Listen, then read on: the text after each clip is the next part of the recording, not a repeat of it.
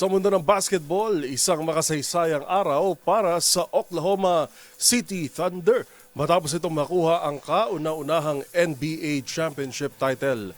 Sa harap ng kanilang mga fan, tuluyan ang sinelyuhan ng kupunan ang korona ng talunin ng Indiana Pacers sa Game 7 ng Finals at maghari sa 2025 season. Ang naging laro, tinutukan ni Matchpoint Millie Borja. 22nd turnover for Indiana. The Thunder have taken the NBA by storm. For the first time, the NBA champion resides in Oklahoma City. The storybook season is complete.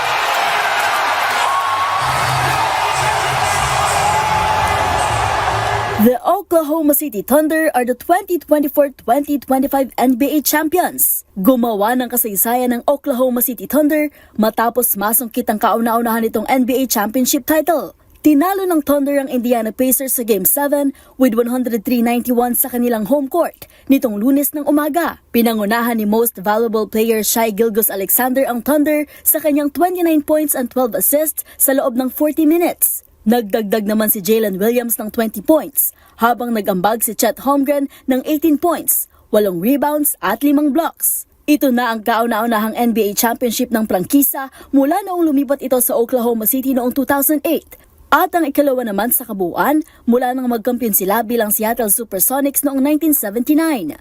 Tinapos ng Thunder ang kampyonato sa pamamagitan ng makasaysayang season kung saan nagrehistro sila ng 68 wins sa regular season at nagtala ng bagong league record para sa average scoring margin.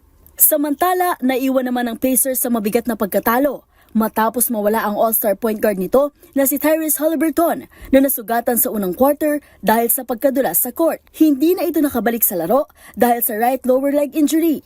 At sa kabila ng pagkawala ni Haliburton, nakasabay pa rin ang Pacers at lumamang pa ng 1 puntos sa halftime at 48-47. Subalit sa kalahati ng third quarter, lumobo ang lamang ng Thunder matapos ang sunod-sunod na opensiba na sinimula ng 3 ni Carson Willis. Tinapos ng Oklahoma City ang third period sa 81-68 at hindi na pinakawalan ang lamang hanggang sa dulo.